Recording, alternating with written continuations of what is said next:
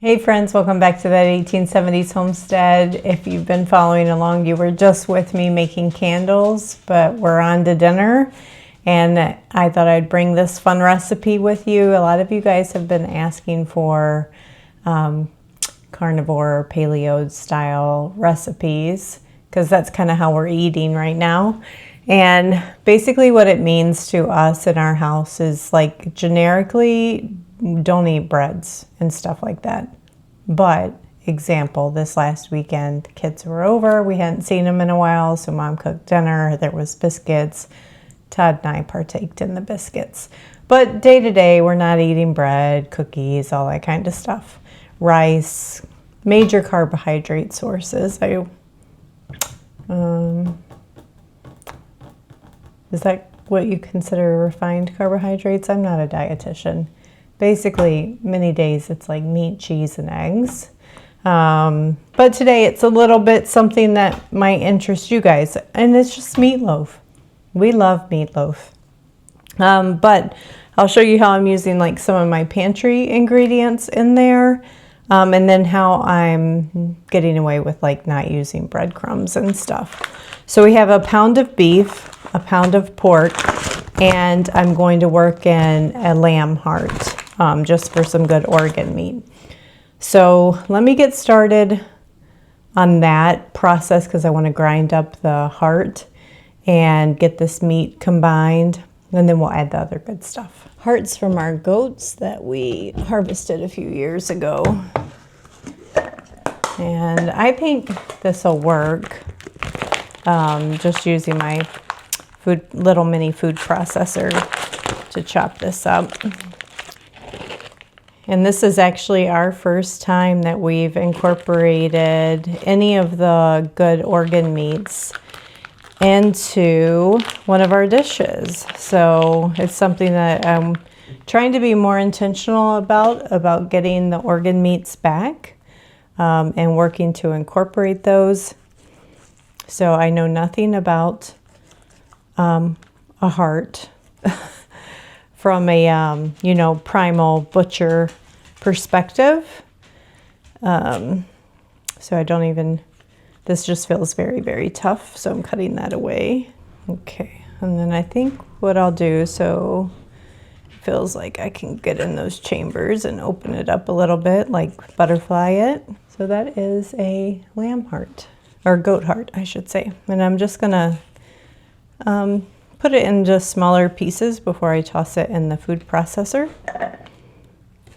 Because since the other meat is ground, I want to at least get this finely chopped if that's capable.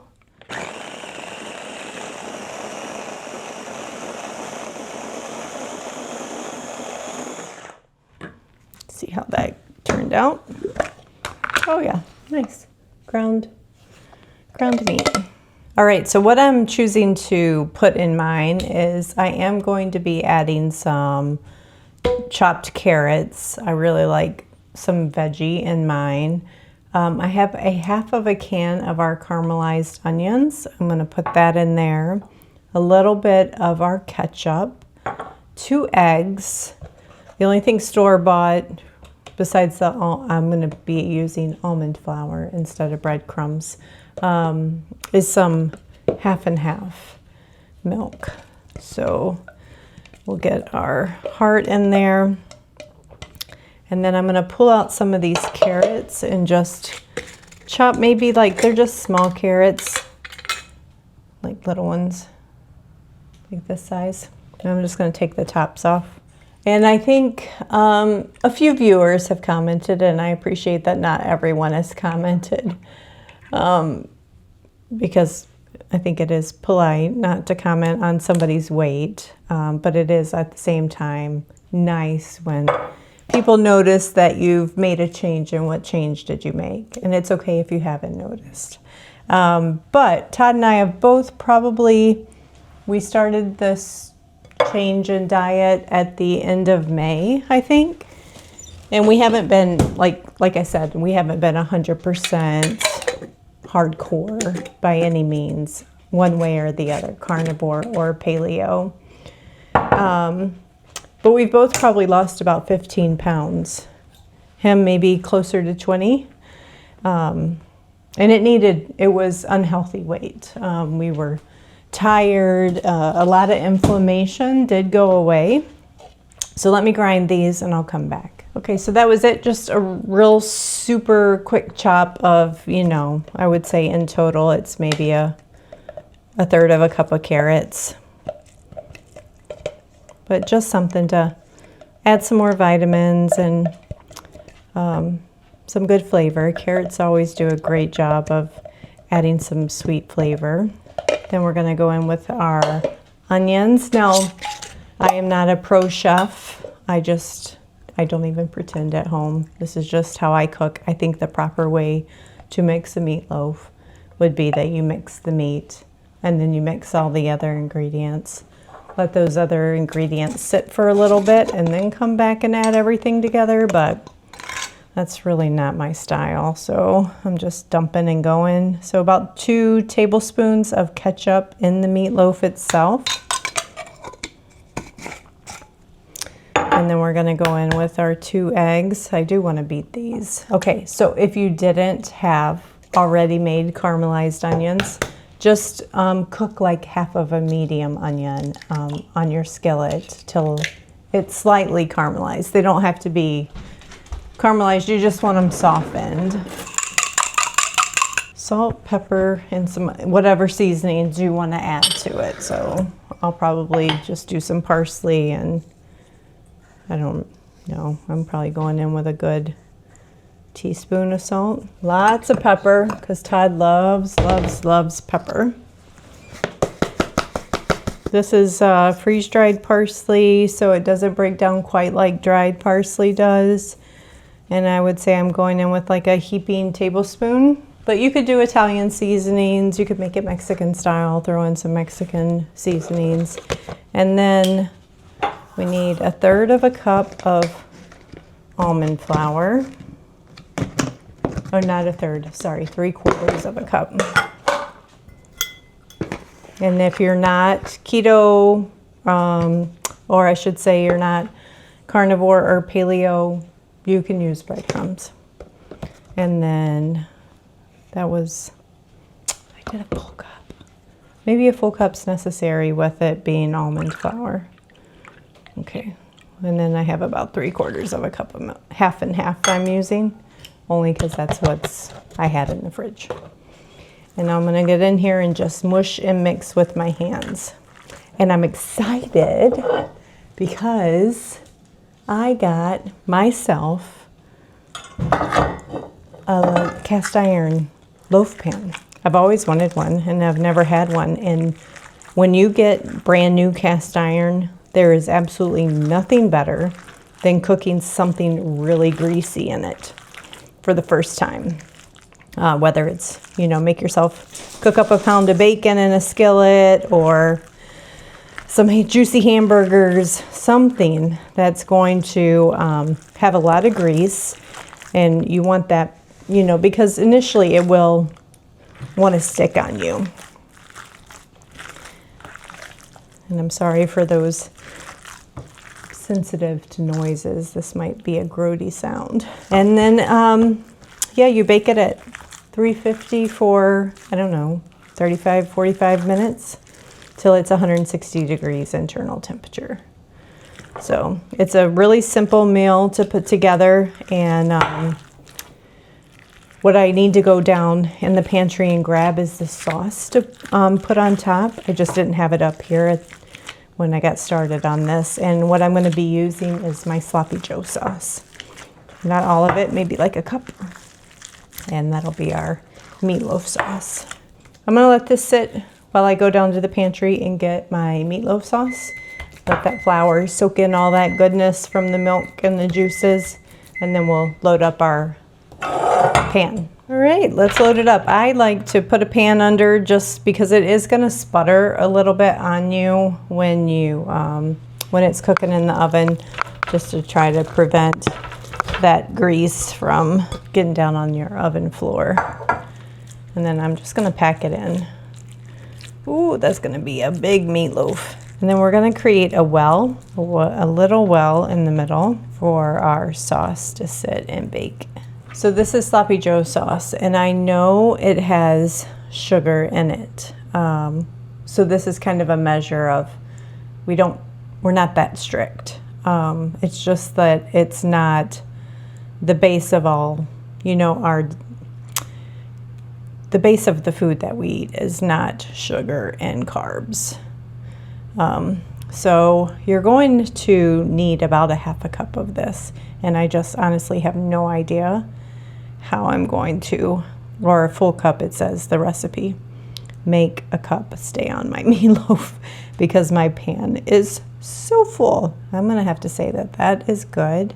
And we will just, what I'll do is I will heat up the rest of this and have it on the stove, and Todd can serve extra over his meatloaf. So this is what it looks like when it's filled. I'm going to try to gently tip it so you can see that well is really full of sauce, and the well is like maybe a ½ inch deep and maybe 2 inches wide. So I'm going to put it in the oven. My oven's preheated to 350, and I'm going to start at 35 minutes and then I'll check it. But if you want to pause the video here and go run and grab your ingredients, listen, meatloaf is one of the most versatile foods you can make in your house. You can stuff them with cheese. You can make it, like I said, Mexican inspired. You could put pepperoni and mozzarella in it and make an Italian meatloaf. Use what you have on hand. And you don't even have, you can use, the meats that you have on hand. One time we did one with goat and pork, I think. We've used turkey in a meatloaf. So use what meat you have on hand. Now, we'll say just a plain turkey meatloaf is not my favorite. I definitely would prefer, if I'm using turkey, to mix it because you want about 2 pounds of meat. So you can always mix and match what you have. And if you're new here, welcome. Like I said, my name's Rachel, and we eat a lot of the food that we grow. And what I like to do is show you how we're using up either the meat that we raised here or the food that's been put up in the pantry to help inspire you either to think about things to preserve in the future or recipe ideas that, maybe you've made meatloaf, but it was 20 years ago and I should make a meatloaf again. And if you want the recipes either to the Sloppy Joe sauce or the ketchup or the caramelized onions, or you want to go way back and see when we raised the goats, or the pork is from our pigs, feel free to look through our playlist. I think we have well over 200 videos. I could be wrong in our preserving playlist alone. So a lot that you can binge watch over the winter when it gets nice and cold outside. And I'll see you guys back when I pull that out. Now you could have add cheese too as a topping. Todd really likes cheese on his meatloaf, but we're kind of low on cheese, so we might just have a slice of cheese on the side. So I'm just going to look for my temperature gauge and see if we can't check our temperature. See, good reason. Do you see the juice in the pan? Why we added a pan underneath. In the meanwhile, we'll bring you guys up. What we can do is, I've got my chili sauce. Oops, wrong one. On the back burner. We can at least heat that up. Not chili sauce, Sloppy Joe sauce. So we can get this warmed up. And that's going to be what we're having for dinner tonight, guys. That'll be it. I mean, if we do anything on the side, like I said, it would be like a slice of cheese, or sometimes we'll do pickled beets, something like that. But anyway, I love meatloaf. I hope you guys do too. I'll show you what it looks like plated up, and I'll see you in a little bit.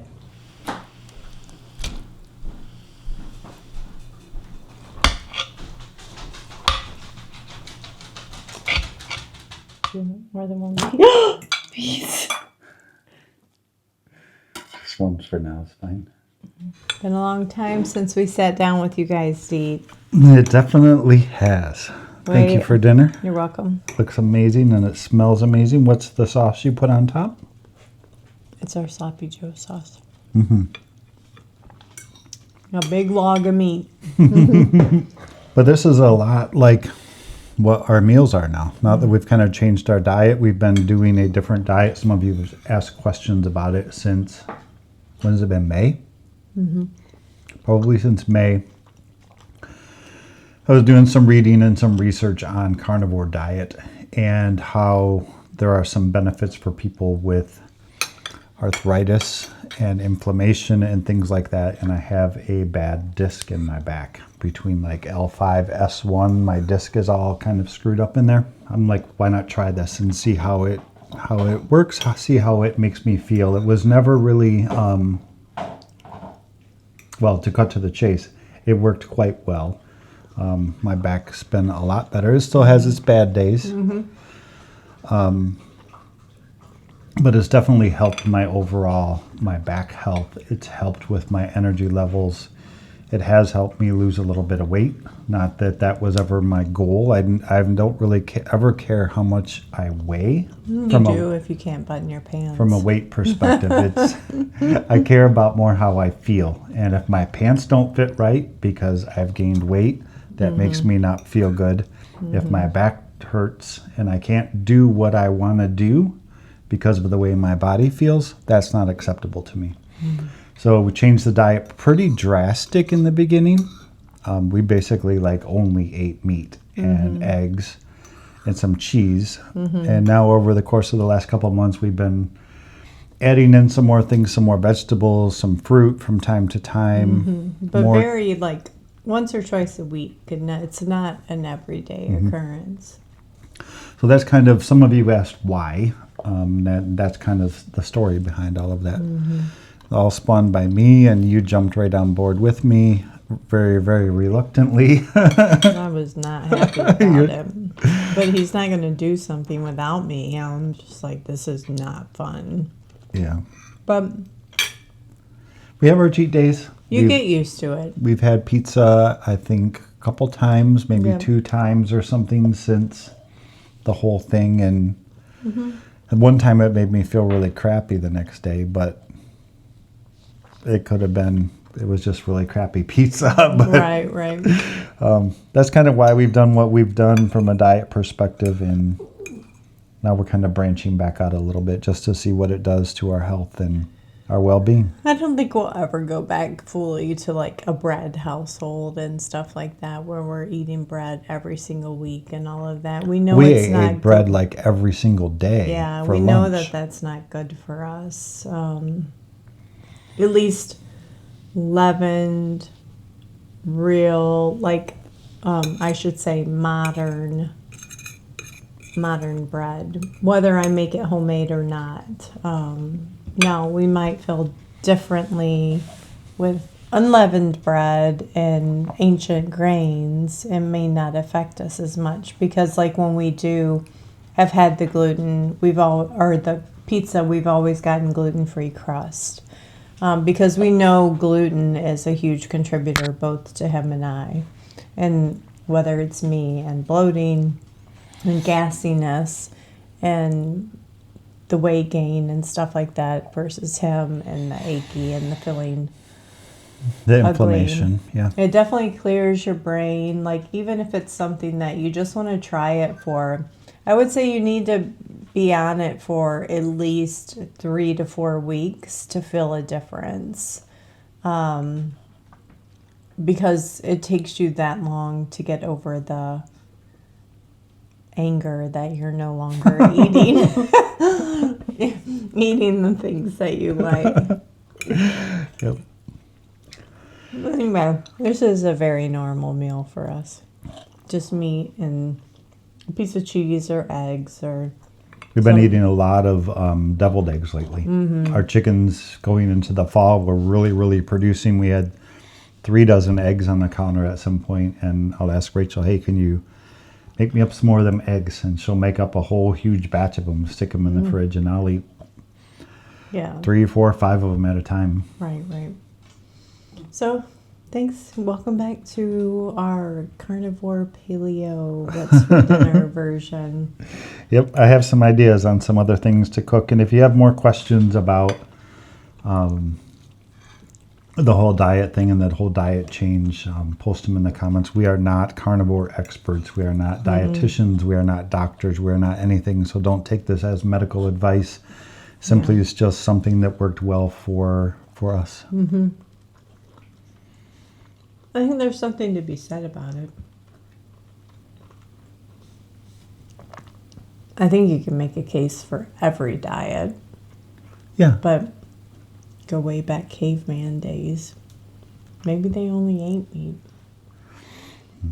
Maybe. I don't know. We're going to enjoy our meal, and we will see you guys on the next video. All right.